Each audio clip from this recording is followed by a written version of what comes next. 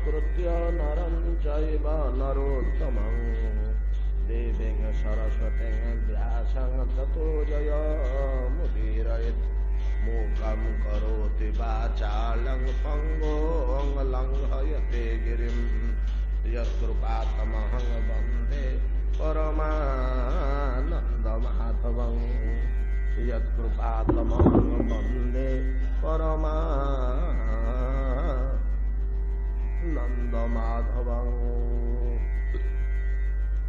त्वाष्ट्रस्य जन्म निधनं पुत्रयश्च द्वितीयर्द्विजा दैत्येश्वरस्य चरितं प्रह्लादस्य महात्मनः मन्वन्तरानुकथनं गजेन्द्रस्य विमोक्षणं मन्वन्तरावताराश्च विष्णोरहयशिरादयः कर्मं माच्छं नारसिंहं वामनं च जगतपते क्षीरोदमथनं तद्वत् अमृतार्थे दिवौकसा।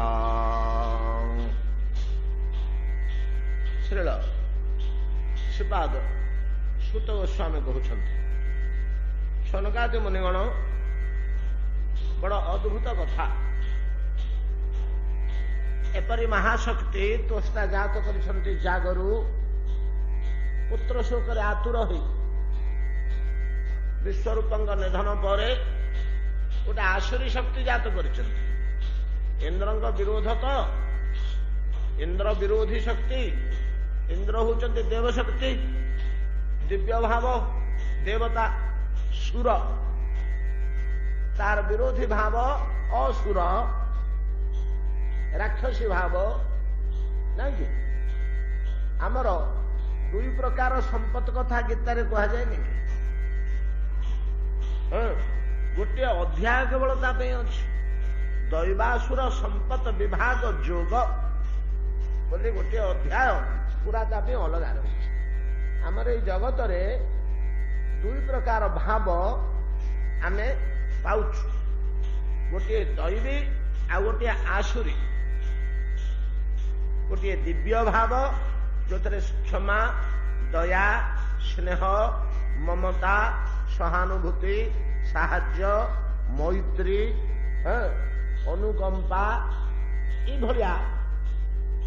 सुखदायक गुण गुड़िक देखा जाए गोटे भाव आ गोटे भाव कठोरता कर्कशता लोभ कामुकता हीनमान्यता निर्दय भाव जीव पीड़न से सेवा ये पीड़न यही प्रकार कुछित भाव गुड़िए देखा जाए ताको आसुरी व्यवस्था कहुए आम सब जो मनुष्य माने जन्म होइछे आम पाखरे दुईटा भाव मिशामिशी होकर अच्छी समस्त पाखे किछिटा आसुरी भाव अच्छे किछिटा दैवी भाव अच्छे दैवी भावटा जा पाखे टिके अधिक परिमाण टिके बेसी रहिला एपट लाइटा जड़े दे रे पिले लाइटा जड़े दे अंधा जाऊँगी सबुदिन मु बसिक कहूँ सीना क्या दुसुनी से काम कर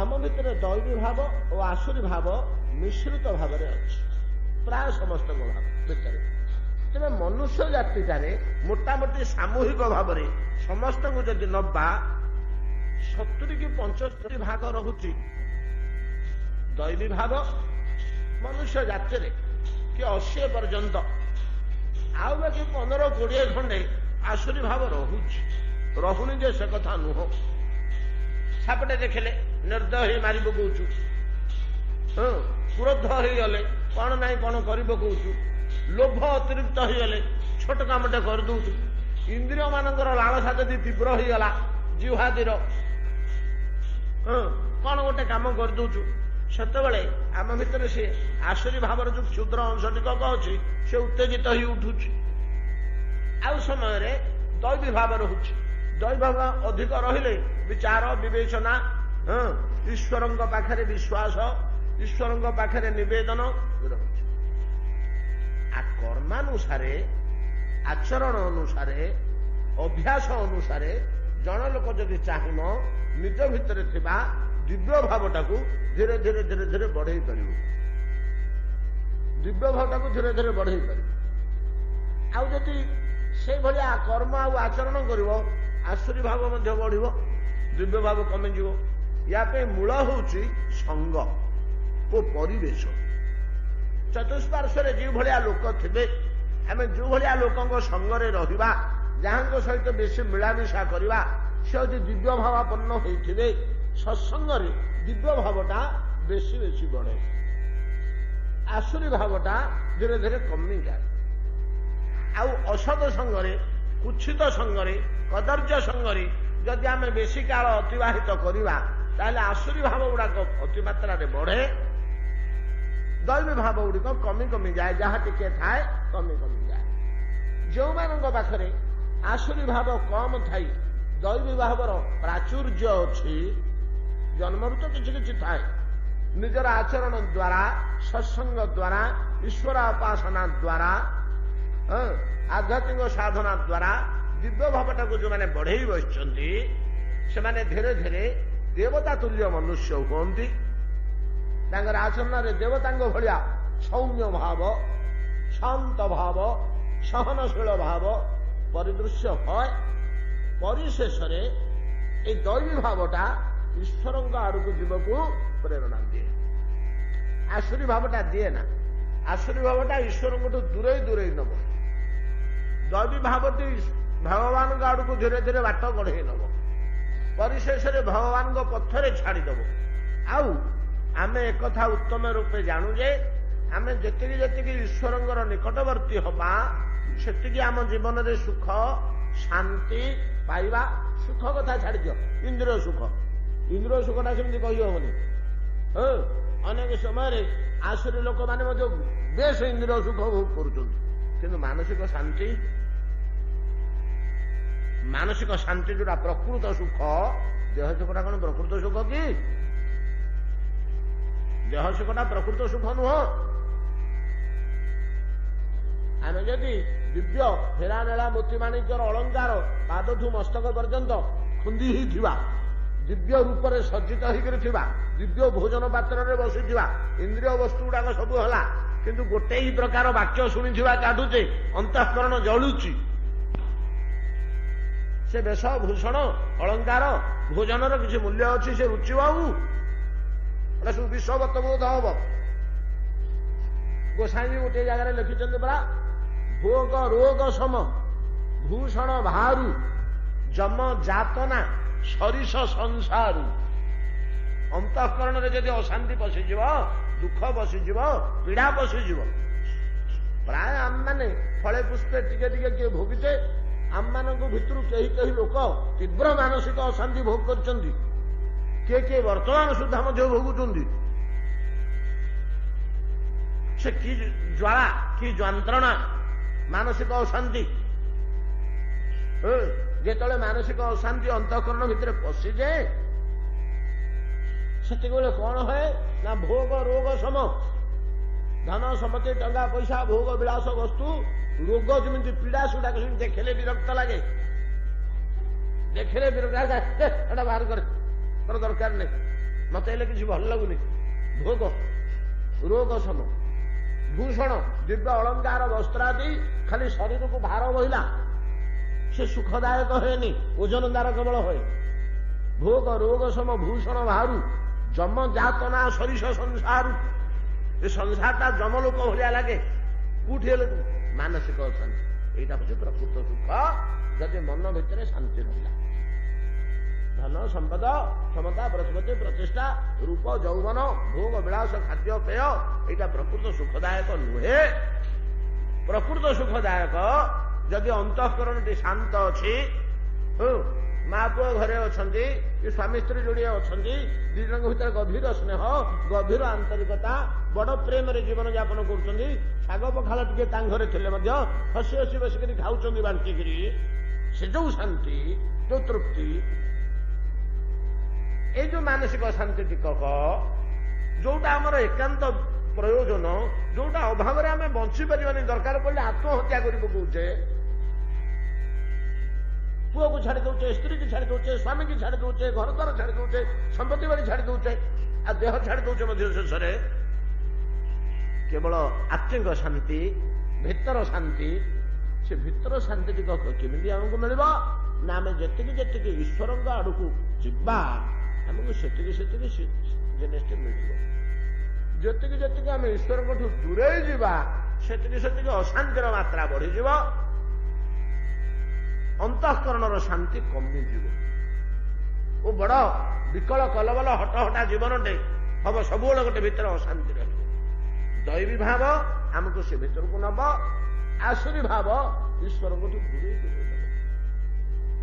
एमती जोड़े भाव अच्छे दैव आसुर नहीं बच हाँ तो ये जो दैवी भाव आसुरी भाव ये दैवी भाव विरोध में त्वष्टा सृष्टि करथिबा आसुरी भावटा एड़े उत्कट जे सृष्टिर प्रवाह रे कल्प आरंभ ये गोटे एग्जाम्पुलारी आसुरी शक्ति एग्जाम्पुलारी आसुरी शक्ति तथापि से आसुरी शक्ति भितर जदि ईश्वर परायणता रहिला एड़े बड़ कदर्य जिनिस दूरे नवा कथा कौन सी कारण ता भितर भागवत भक्ति केमती रही सर्वत्र एटा दूषणा एटा सर्वत्र दूषणा दैवा तो केमती रही सब आसुरी शक्ति भितर आम पाइबानी त्वष्टा यज्ञ सृष्टि करथिबा आसुरी शक्ति वृत्रासुर एते बड़ भयानक राक्षस जे एते बड़ तेज आसुरी तेज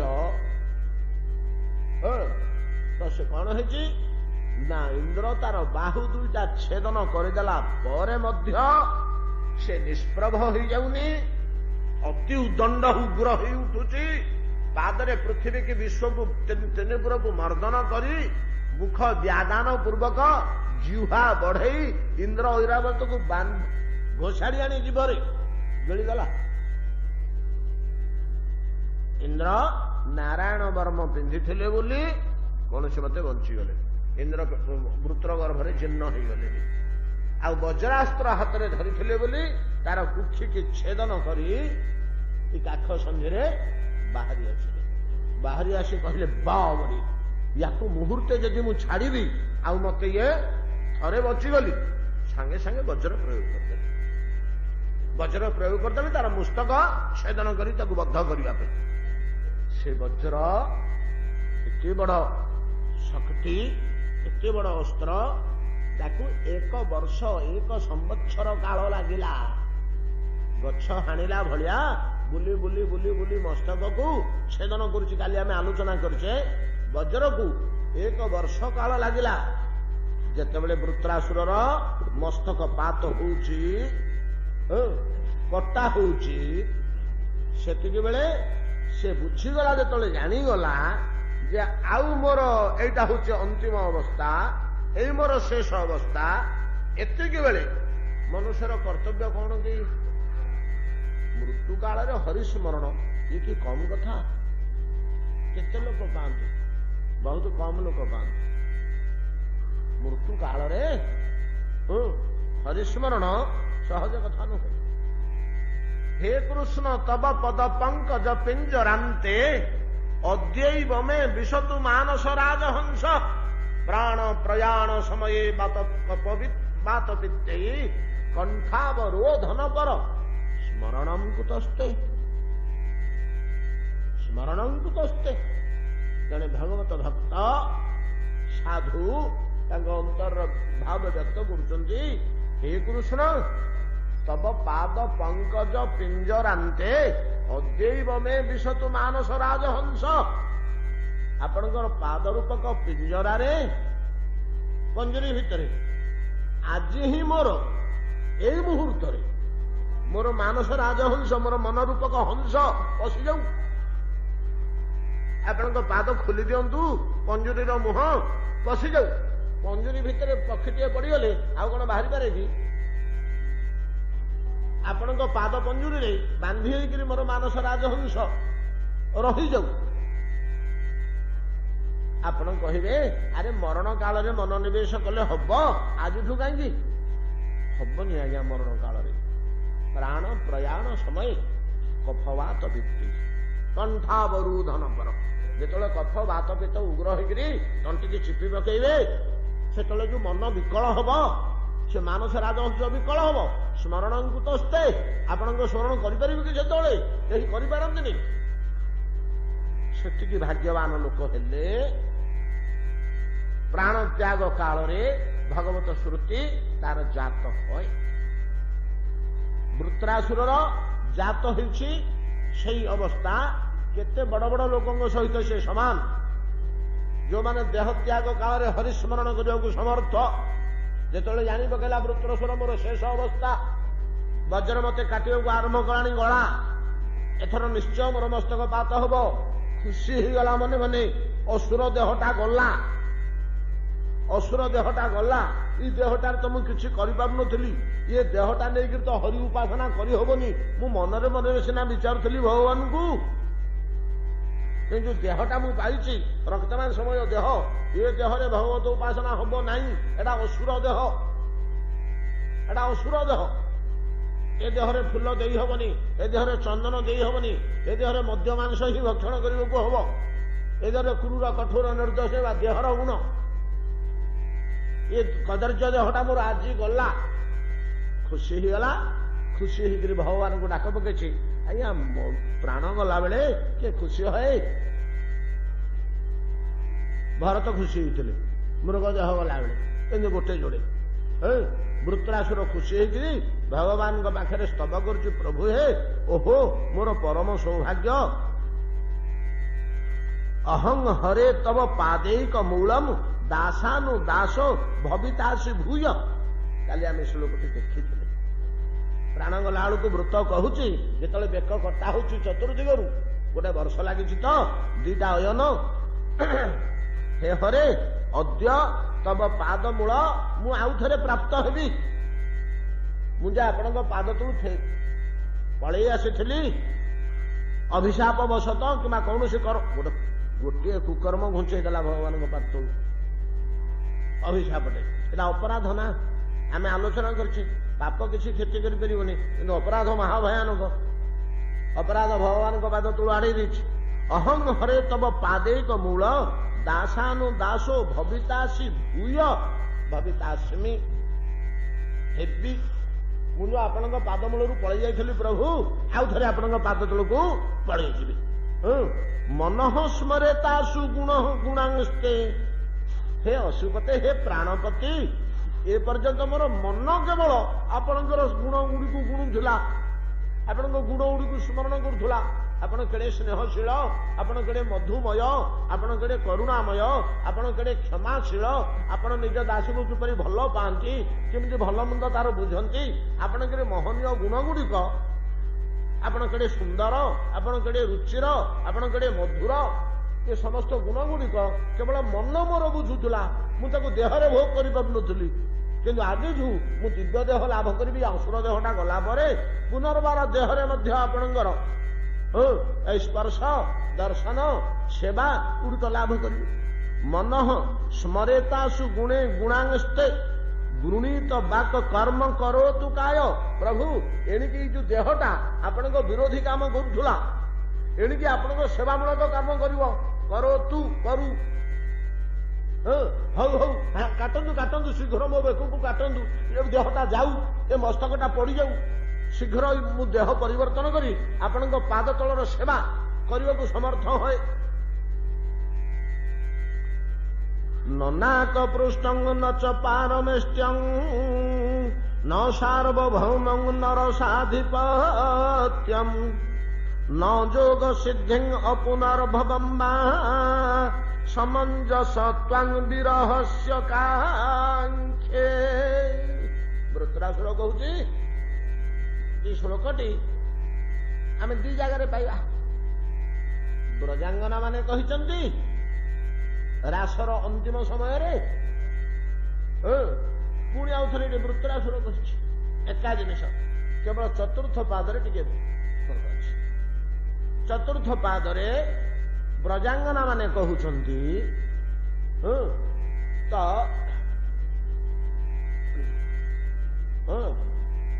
ब्रजांगना मैंने कहते चतुर्थ पादरे नाक पृष्ठ न च पारमेष्ट न सार्वभौम न रसाधिपत्यम न जोग सिद्धि अपुनर्भवम बा बांछन्ति तत् पाद रज प्रपन्ना। से कहते प्रभु आपण पाद रज छड़ा आउ किसी दरकार नहीं, आपणकर पाद धूली टिके दरकार, आमर आउ किसी दरकार नहीं। जो भगवान कहले कौन हेले तुम नियोलो केते थर एक कथा आम आलोचना कर मन थी कौन हेले टिके नियो तमे मते सर्वस्व देल मन प्राण देह सेवा आउ तमर ही किसी रहिला कि सर्वस्व मो पाखे आनिक देदेल मो सुख निमंते मते सुखी करने निमंते मो प्रीति अर्थे सर्वस्व तमर देदेल मु तुमको किसी टे पारे आज पर्यटन किसी नहीं न मोठू मु खाली सब तुमको नौथी आ तुमको किसी देविनी मत ये लज्जा लगुना कि मत गोटे छोट लोक भाया लगुच जनकठू मुझे सब आणुथी ताकू केवे किसी देविनी एटा निजक मत खराब लगुच मत मनटा किसी भल लगुनि। ब्रजांगना मान मन कष्ट होगा आम कृष्ण मन दुख करुच्ची दुख तो आम सही पारानी नवा आम कौन टे नेले जदि से सुखी हम आमर सबू निष्ठा पछे जाऊ आमर निष्काम निष्ठा पछे पोड़ी जाऊ बुझीपार तो आम किसी कामना बासना रखबुनि आम किसी नबुनि आमर किसी दरकार नहीं इजु निष्ठा थिला आमर से निष्ठा पछे आमर पोड़ी जाऊ आम कृष्ण सुखी हो से हसु ता मुह सुखी जाऊँगी आमको किसी दे पारे बोली नबु नबु श्याम सुंदर नबु कौन हेले नबु तुम दुख करनी तुम निश्चिंत हाँ कौन हेले मागे नियो आम टिके चिंता करूँ कौन नबु गोटे गोटे गोटे गोटे सब कटिगला परिशेष कौन नवा स्थिर कले ना बांछन्ति आमर बांछा या जे आमर इच्छा या जे आपण पादरज प्रपन्न पादरज भी मागुना धूली टिके पादरज प्रपन्न बांछन्ति तत्पादरज प्रपन्न आपण पाद तले केमी पाद धूली ही रहबू जो कथा महाप्रभु कहते तब पाद पंकज स्थित धूली सदृश विचिंतय गोपी भाव में भावित हो कहते ना कौन आपण पाद तले सब थी हे प्रभु एत आमको दियो जमी से कहते वृत्रासुर कौन कहूँ प्रभु हे समंजस त्वांग विरहस्य कांक्षे मु विचार करी देखुची जे प्रभु आपण विरह ठू बड़ी दुख ये जगत किसी नहीं यार मूल्य आम तो कि बुझुने आमर केतबले बुझी हंता आम जो अमृत भोजन प्रतिदिन करते ताहले गोटे दिन अमृत न मिले अमृत रु वंचित हेले केड़े दुख सेटा जना पड़ता बृहस्पति प्रतिदिन आसुले सभा को प्रतिदिन स्वागत संबर्धना कराला मणिमा मणिमा कहीकि द्वार बंधु सिंह द्वार ठू डाकी आनुले इंद्र आलट पकई पकई सामने चलुले समस्ते हाथ जोड़िक छती त्रास मर्यादा फलदान पाते गोटे दिन न पाइबार अवस्था कौन है गोटे दिन न पाइबार अवस्था कौन है आम जदि प्रतिदिन गोटे उत्तम वस्तु पाचे तार अभाव है से बुझा ना बृहस्पति गोटे दिन है बुझले ना अरे मत अमर देवा करागले दुखटा केते बुझले कुआड़े अंतर्ध्यान होपर्यंत देखा नहीं कहीं पाऊना सत्ता बत्ता पाऊना से भाया वृत्रासुर पूर्वर शंकरषणकर दर्शन पाई ना चित्रकेतु जन्म अंगिरा उपदेश साधना करी शंकरषणकर कृपा लाभ करी शंकरषण दर्शन देते भगवान नहीं द्वितीय तत्व बड़ ठाकुर दर्शन देते से तो जगन्नाथ को आराधना करनी से तो जगन्नाथ द्वितीय विग्रह बड़ ठाकुर को उपासना कर अरे चित्रकेतु मु संतुष्ट तो शंकरषण देव कहते जा जा ये जगत केवल सेवा सेवा परम पुरुष जगन्नाथ सेवा करुथा मन प्राण मरी मु तो देह शक्ति संचार करदे मुझे सेवा करुच्ची बड़ ठाकुर कौन कि सेदिन आलोचना करते परा जो थालीटी ठाकुर जगन्नाथ पाखे भोग लगुच कि हांडीटी भोग लगुच से हांडीटी बड़ ठाकुर जो छत्रटी मुंड उपर थुआ से बड़ ठाकुर जो सिंहासन उपर जगन्नाथ बसती से बड़ ठाकुर ଯୋଉ ରଥରେ ବିଜୟ କରୁଛନ୍ତି ସେ ରଥଟି ବଡ ଠାକୁର, ଯୋଉ ଆଲଟ ଜାମର ପଡୁଛି ସେ ଆଲଟ ଜାମର ବଡ ଠାକୁର, ଯୋଉ ଫୁଲ ତୁଳସୀ ଦିଆ ହଉଛି ପଦକ ମାଳା ଇତ୍ୟାଦି ସେଗୁଡିକ ବଡ ଠାକୁର, ତାଙ୍କର ତେଜସ୍ୱୀ ଭିତରେ ବସିଛି, ଅନନ୍ତ ରୂପ ହେଇ ପ୍ରଭୁଙ୍କର ସେବା କରୁଛନ୍ତି। ଏଇଟା ବଡ ଜଟିଳ ରହସ୍ୟ ଆଜ୍ଞା। ଏଟା ଚୈତନ୍ୟ ଭାଗବତରେ ପ୍ରଥମରୁ ଏଇଠୁ ଆରମ୍ଭ କରୁଛନ୍ତି ବୃନ୍ଦାବନ ଦାସ ଗୋସ୍ୱାମୀ।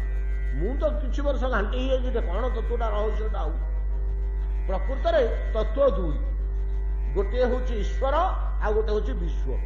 ବିଶ୍ୱଟା ହଉଛି ଦ୍ୱିତୀୟ ତତ୍ଵ।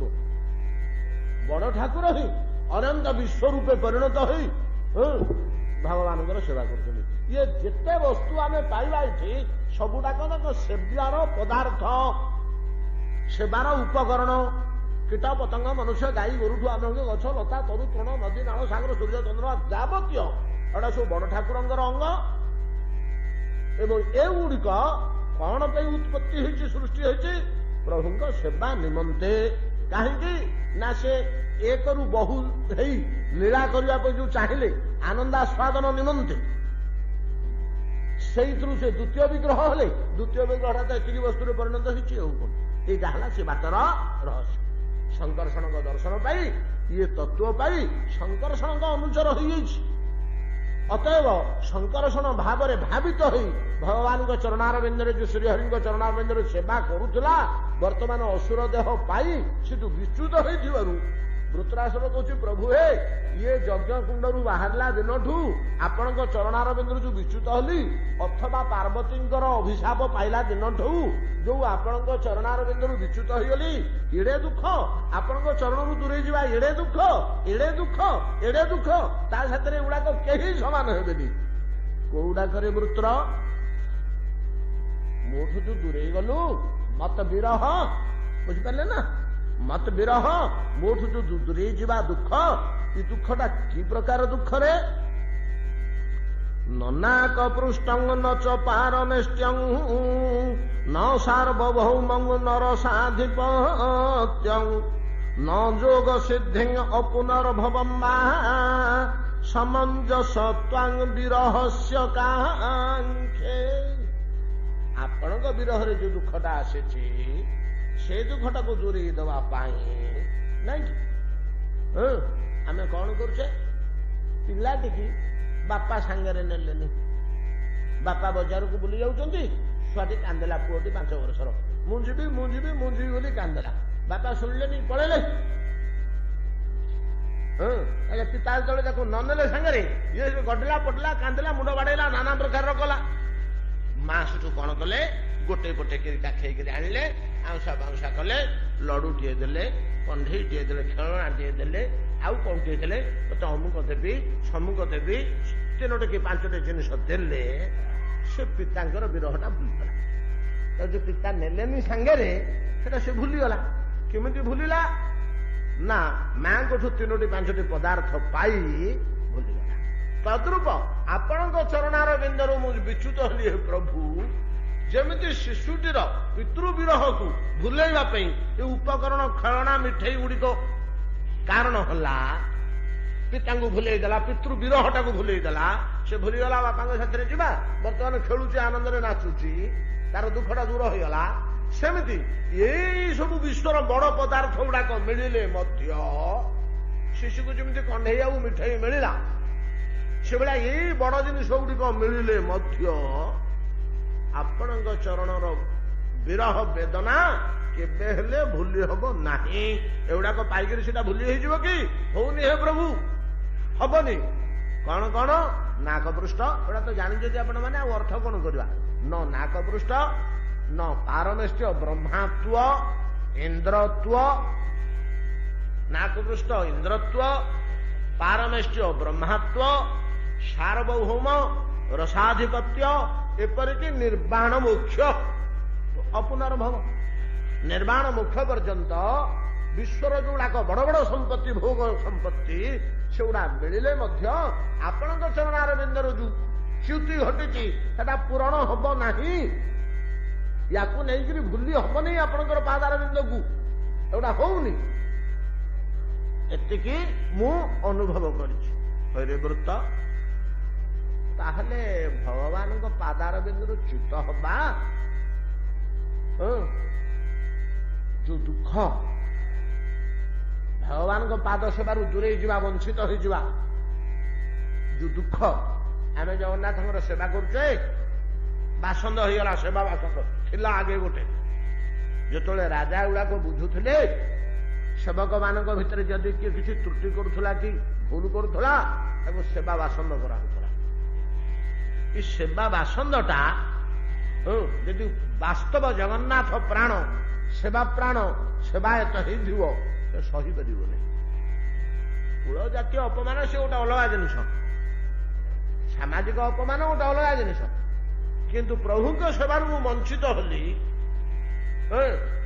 से जो भाव सेमती वृत्रासुर तू प्रभु सेवारू वंचित हलु ना हाँ कहीं ना पार्वती को अभिशाप कहीं तो अभिशाप होला ना मोटे भूल काम करदेली जड़े लोक अवज्ञा करदेली अपराधटे होगा मोर अपराध सेवारू वंचित कर दिए सेवारू किए वंचित करे मनुष्य को अपराध यदि अपराध होगला ताहले से सेवारू ठाकुर ग्रहण करेंगे और वंचित करदे मु पाद तलू वंचित होगली मोर शिवंग पाखे अपराध होगला शिव को भाया कथा कहवा नुह सी परमेश्वर सी इच्छा अनुसार जहाँ किसी करेंगे कार्य आम हस्तक्षेप करने को किए आक्षेप करने को आम अधिकार अच्छी कि निया को आम कह कि तू महिला होगलु तू कहीं माटी पोड़देलु तू कौन महिला कुटा पोड़देलु निया तू मारा होगलु निया कहूँ मोर से शक्ति अच्छी मुझे पोड़ी पारि तू छुईले मारा हबु मु छुईले मारा हेबिनी निया मारा हो ठीक तद्रूप भगवान शंकर से कौन करुले शक्ति सामर्थ्य अनुसार तू तो अनुसार कलनागिरी कहीदेलु तू शंकर को तो भाया गोटे छोटिया लोक बोली भाविदेलु हाँ आज्ञा मु भाविदेली कहीते देली पदे कहीदेला दशा भोग कर कौन है ता द्वारा ना भगवान को पाद सेवार वंचित हो पाद सेवार वंचित होला कौन करुचु ना खाली व्याकुल ही खोजुच मत जगत किसी सुख लगुनि मु केवल जब केमी प्रभु पादमूल पाइबी केमी प्रभु पादमूल फेरी पाइबी केमी प्रभु पादमूल फेरी पाइबी एमती व्याकुल होकर रही आज से सुजोग मत मिलला वर्तमान मोर असुर देह निपात होची आज मत भगवत कृपा हला स्वयं भगवान कृपा करी मोर असुर देहटा को दूर कर दौरान मोर अभिशाप आज क्षय हो जाऊँगी मोर अपराध आज सरीगला पुणी आउ थे प्रभु आपण पाद तले मुझे पहुंची जापरि ताहले वृत्रासुर तू जेते दिन असुर देह पाइलु अर्थात अभिशाप जेते दिन भगवान पाद तलु दूर होइलु तू मने मने कौन खोजुलु मत से प्रभु पाद सेवा मिलू प्रभु पाद सेवा मिलू व्याकुल ही खोजुलु ना हाँ आज्ञा आहार विहार शयन निद्रा मोर किछि नथिला केमिति फेरी पाइबी केमिति सेवा फेरी पाइबी केमिति से पाद मूल को जीवी यही मोर गोटे मात्र आकांक्षा थिला से आकांक्षा किपरि थिला रे तार गभीरता तार आवेग तोर हृदयर तीव्रता मुझे पुनर्बार प्रभु चरणार बिंदु को फेरी जीवी ये जो व्याकुलता से व्याकुलतार गभीरता केते तीव्रता केते से आवेग केते घनीभूत थिला कहि परिबु ना हाँ आज्ञा चेष्टा करिले व्यक्त करने को मो हृदय प्रभु पादमूल फेरी पाइबा पई केते गुरु आवेग थिला मु चेष्टा जत्न करी कहिबी आज्ञा कौन कहूँ वृत्र कि प्रकार आवेग थिला अजात पक्षा इव मातरं खगा स्तन्यं यथा वत्सतरा क्षुधार्ता प्रियं प्रियैव व्युषितं विषन्ना मनोरविन्दाक्ष दिदृक्षते त्वां भगवान हे अरविंदाक्ष केते बेले आपण को टिके देखी पकेबी बोली मते तो बासंद हो अरुण खंब डेंगिरी पशि पारुनी से सेवा पछे न मिलू मो प्रियतम प्रभु को टिके केतले देखी पकेबी खाली दिदृक्षते त्वाम देखी पकेबा पेंगी मोर हृदय रे एते दूर व्याकुलता थिला से व्याकुलता की भलिया ना एई भलिया व्याकुलता को भलिया व्याकुलता ना अजात पक्षा इव मातर खगा स्तन्यं यथा वत्सतरा क्षुधार्ता प्रियं प्रियैव विषुतं विषन्ना ଆଲୋଚନା ହେଇଛି ଆମର ପୂର୍ବରୁ ଶ୍ଳୋକ ନୂଆ କିଛି ନୁହେଁ। ଏଗୁଡାକ ବଛା ବଛା ଜିନିଷ ଭାଗବତ ଭିତରେ। ଅଜାତ ପକ୍ଷା ଇବ ମାତର ଖଗା, ପକ୍ଷୀଟିଏ ଗଛ ଡାଳରେ ବସା ବାନ୍ଧିକିରି ଛୁଆ ଦେଇଥିଲା। ଅଣ୍ଡା ଫୁଟିକିରି ଛୁଆ ହେଇଯାଇଛି। ଛୁଆ ଗୁଡିକର ଆଖି ଫିଟିଗଲାଣି, 4-5 ଦିନ ହେଇଗଲାଣି, ଆଖି ଫିଟିଗଲାଣି। 3ଟି କି 4ଟି ଛୁଆ, କପୋତ ଛୁଆ ବସା ଭିତରେ ଅଛନ୍ତି। ସେଗୁଡିକ ସବୁ ଅଜାତ ପକ୍ଷା, ତାଙ୍କର ପକ୍ଷୀ ଜାତ ହେଇନି, ଉଡି ପାରୁନାହାନ୍ତି। ସେ ବସା ଭିତରେ ପଡି ରହିବା ଛଡା ସେଇଠି ଛଟର ପଟର ଗଡେଇ ତଡେଇ ହେବେ ସିନା, ଆଉ ଉଡିକିରି ପଳେଇବା ଭଳିଆ ଶକ୍ତି ତାଙ୍କର ଜାତ ହେଇନି। ପକ୍ଷୀ ଜାତ ହେଇନାହିଁ, ଦେଣା ଉଠିନି, ଅଜାତ ପକ୍ଷା। ମା କଣ କରିଛି, ଯେତେବେଳେ କୁଆ କା କଲା, ପୂର୍ବ ଦିଗ ଟିକେ ଆଲୁଅ ହେଲା, ସେ ଛୁଆ ମାନଙ୍କୁ କହିଦେଲା ଏ ଭିତରେ ଚୁପ୍ ଥ, କେଁ କଟର କରିବନି, ପାଟି ଖୋଲିବନି, ଏମିତି ପଡିଥ, କେଁ କଟର କରିବନି, ଏ ଭିତରେ ଚୁପ୍ ହେଇକିରି ଥ। ଯଦି କେଁ କେଁ କରିବ, ଢାମଣା ସାପ ଶୁଣିବ ତମ ଶବ୍ଦ, ଏଠି ପକ୍ଷୀ ଶାବକ ଅଛି ବୋଲି ଜାଣିବ, ଆସିକରି ଖାଇଯିବ ତମକୁ, ହୁସିଆର। ତେଣୁ ପାଟି ଖୋଲିବନି, ଚେଁ ଚାଁ କରିବନି, ସେମିତି ପଡିଥିବ, ଚୁପ୍ ହେଇକିରି ବସିଥିବ। ମୁଁ ଯାଉଛି, ଖୋଜିବି, ଆହାର କୋଉଠି ମିଳିବ ମୁଁ ଟିକେ ଖାଇବି, ତମ ପାଇଁ ଟିକେ ଧରିକିରି ଆସିଲେ ବାଣ୍ଟିକିରି ଦେବି, ଖାଇବ। ମା ପଳେଇଲା। ମା ପକ୍ଷୀ ବସା ଛାଡିକିରି ପଳେଇଲା ଶିଶୁ ଗୁଡିକୁ ଥୋଇ ଦେଇକିରି। ଇଏ 2 ଘଣ୍ଟା 3 ଘଣ୍ଟା 9ଟା 10ଟା ପର୍ଯ୍ୟନ୍ତ କଟିଗଲା। ମା ତ କହିଦେଇ ଯାଇଛି। 10ଟା 11ଟା ଯେତେବେଳେ ବାଜିଗଲା, ତାଙ୍କ ଭିତରେ ଆସିଲା କ୍ଷୁଧା ଆଉ ଭୟ। ମା କହିଛି ଢାମଣା ଝାପ ପଡିଯାଇଥିବ କେତେବେଳେ। ଭୟ, କ୍ଷୁଧା, ମା ଆସିବ ପରା, ମା ଆସୁଛି ପରା ଚାହିଁଛନ୍ତି, ଇଆଡୁ ଆସିବ କି, ଏପଟରୁ ଉଡି ପଳେଇ ଆସିବ, ଏପଟରୁ ପଳେଇ ଆସିବ ଉଡି। ମା ଉଡି ଆସିଲା ଭଳିଆ ଦୁଷି ଯାଉଛି ଆଖରେ। 10 ବାଜିଲା, 11 ବାଜିଲା, 12 ବାଜିଲା, 1 ବାଜିଲା, 2 ବାଜିଲା। ଶିଶୁ ମାନଙ୍କର, ପକ୍ଷୀ ମାନଙ୍କର, ଶାବକ ମାନଙ୍କର ଅନ୍ତଃକରଣର ବେଦନାଟା କଣ ହଉଥିବ, ଏଟା କଣ ଭାଷାରେ କହିହବ କି? ଆପଣ ହୃଦୟବାନ ହେଇଥିଲେ ଜିନିଷଟାକୁ ବୁଝିବେ ନା। କି ପ୍ରକାର ଆବେଗ, କି ପ୍ରକାର ବ୍ୟାକୁଳତା, ମାକୁ କିପରି ପ୍ରତୀକ୍ଷା, ମାକୁ କିପରି ଖୋଜୁଛନ୍ତି, ମାକୁ କିପରି ଚାହୁଁଛନ୍ତି ପକ୍ଷୀ ଶାବକ ମାନେ। ସନ୍ଧ୍ୟା ନହେଲେ ମା ଫେରିବନି। ପକ୍ଷୀ ଜାତର ସ୍ୱଭାବ। ସେ କଣ ଆଜି ନୂଆ ଅଣ୍ଡା ଦେଇଛି କି? 5 ଥର ଅଣ୍ଡା ଦେଲାଣି, କେତେଟା ଛୁଆ ଜନ୍ମ କଲାଣି। ସେ ସକାଳୁ ପଳେଇବ ଯେ ସେଇ ଆସିକିରି ପହଞ୍ଚିବ ସନ୍ଧ୍ୟାବେଳେ, ସୂର୍ଯ୍ୟ ଅସ୍ତ ହେଲା ପରେ ଫେରିବ। ଯାହା ବୁଲିକିରି ନିଜେ ଖାଇବ, ଯାହା ସଂଗ୍ରହ କରି କୋଳି ମୋଳି ଧରିଥିବ, ଛୁଆ ଖାଇପାରିଲା ଭଳିଆ, ଜୀର୍ଣ୍ଣ କରିପାରିଲା ଭଳିଆ ତାକୁ ଥଣ୍ଟରେ ଧରିକିରି ଆସିବ। ସବୁ ପିଲାଙ୍କ ଥଣ୍ଟରେ ଗୋଟିଏ ଦେବ। ମା ପଳେଇ ଆସିଲେ ମାନେ ନିଶ୍ଚିତ ବେଶ ରାତିରେ ମା କୋଳରେ ଆନନ୍ଦରେ ଶୋଇଲେ, ଆଉ ଚିନ୍ତା ନାହିଁ ଯେ ଢାମଣା ଆସୁ, କିଏ ଆସୁ, ମା ଅଛି। ତା ଆଖି ଖୋଳିକିରି ଫୁଙ୍କିକିରି ବାହାର କରିଦବ ଢାମଣାର, ଆଉ ଗଛରେ ଚଢି ପାରିବ, ଚଢେଇ ଦବନି ତାକୁ। ମା ଅଛି ଆଉ, କିନ୍ତୁ ମା ଯେତେ ସମୟ ପର୍ଯ୍ୟନ୍ତ ଆସୁନି, ପ୍ରହରେ 2 ପ୍ରହର କାଳ ବେଳକୁ ବେଳ ଶିଶୁ ମାନଙ୍କର ଯୋଉ ଆବେଗ, ଯୋଉ ଭୟ, ଯୋଉ ଆର୍ତ, ମା କେମିତି ଶୀଘ୍ର ପଳେଇଥିବ, ହେଇ ପଳେଇ ଆସିଲା ପରା। ପ୍ରଭୁ, ମୁଁ ସେ ଅବସ୍ଥାରେ ପଡିଥିଲି, ମତେ ଆଜି ରକ୍ଷା କରିଦେବେ ପରା, ଆଜି ପାଇଯିବି ପରା, କେତେ ଶୀଘ୍ର ଭଗବାନଙ୍କୁ ପାଇବି, କେତେ ଶୀଘ୍ର ତାଙ୍କ ଦର୍ଶନ ପାଇବି, କେତେ ଶୀଘ୍ର ସେ ମୋ ପାଖକୁ ଆସି ପହଞ୍ଚିବେ, କେତେ ଶୀଘ୍ର ମୋ ଅସୁର ଦେହ ଦୂର ହବ। ଏଇଭଳିଆ ସେ ଶିଶୁ ଗୁଡିକ, ଅଜାତ ପକ୍ଷା ଶିଶୁ ଗୁଡିକ ଯେପରି ବ୍ୟାକୁଳ ପ୍ରାଣରେ ଜନନୀକି ଅପେକ୍ଷା କରିଥାନ୍ତି, ମୁଁ ସେଇଭଳିଆ ଆପଣଙ୍କୁ କାତର କଣ୍ଠରେ, କାତର ହୃଦୟରେ ସ୍ମରଣ କରୁଥିଲି, ହେ ପ୍ରଭୁ କେତେବେଳେ ପାଇବି, ଇଲେ ପାଇଯିବି ପରା। ବଡ ବିଚିତ୍ର ଭାବ ଏଗୁଡିକ ଭିତରେ ରହିଛି। ସ୍ତନ୍ୟଂ ଯଥା ବତ୍ସତରା କ୍ଷୁଧାର୍ତା। ସକାଳୁ କ୍ଷୀର ଦୋହି ଦେଲା ଗଉଡ, ବାଛୁରୀ ଟିକେ ବାହିଦେଲା, ଗାଈକି ଧରିକିରି ପଳେଇଲା ବଣକୁ। ବାଛୁରୀଟି 2 ଘଣ୍ଟା କି 3 ଘଣ୍ଟା ଶୋଇଲା, ପେଟର କ୍ଷୀର ଟିକେ ହଜମ ହେଲା ପର୍ଯ୍ୟନ୍ତ।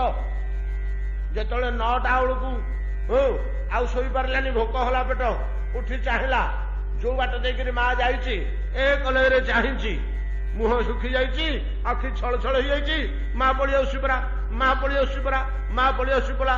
ଦୂରରେ କୋଉଠି ହମା କରିକିରି ଶବ୍ଦଟେ ଶୁଣିଦେଲେ ସାଙ୍ଗେ ଚେଇଁକି ଉଠୁଛି, ମୋ ମା କି? जमी बाछुरीटे घरे बंधा हो पड़े कला बाछुरीटे ता माँ पलैची चरवाक गौड़ बाडी धरिक जगिची बुलेब बुलेब बुलेब संध्या बेलू आनम बाछुरीटे जमी व्याकुल प्राण एकमात्र रक्ष मो माँ केतबे फेरी आसले मु क्षीर टे खाइबी स्तन्यं यथा बच्छतरा क्षुधार्ता आउ गोटे आपण संसार भोग करुवा व्यक्ति माने सहजरे जानीपर नवविवाहित तरुणीटीए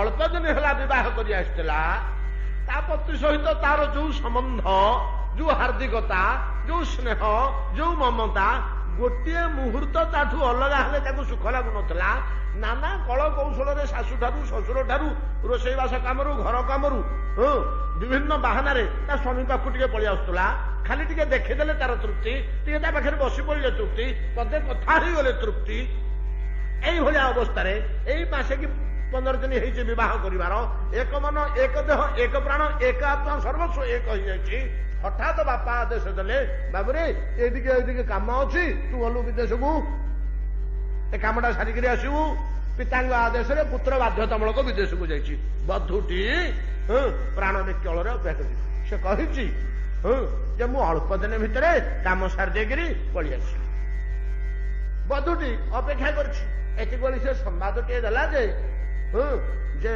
प्रिय आउ मु बुधवार दिन जाइए पहुंची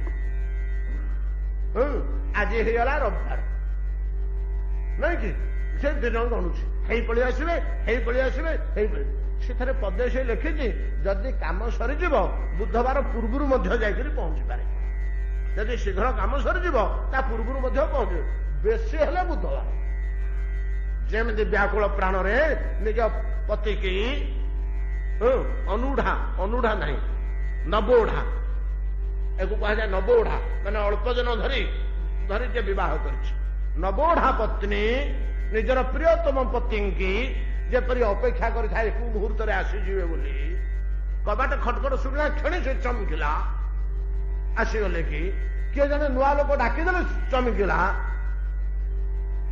आसीगले कि तार जो व्याकुलता ये व्याकुलता गुड़ाक आपण हृदय अनुभव करेंगे गोटा भाषा व्यक्त हेनी भाषा दिग्दर्शन गाइडलाइन दिया अजात अपेक्षा इव मातर खगा स्तन्यं यथा वत्सतरा क्षुधार्ता प्रिया प्रियैव व्युषितं विषन्ना व्युषितं विदेशगतम से जमी अपेक्षा कर आपण पादारविंद पाइबी बोली प्रभु असुर देहरे थी मुझे अपेक्षा करी अपराध करी अभिशाप ही असुर जन्म पाई एमतीका आपण को अपेक्षा करी प्रभु आउ गोटे श्लोक मनोत्तम श्लोक जनेषु सख्यं संसार चक्रे भ्रमतः स्वकर्मभिः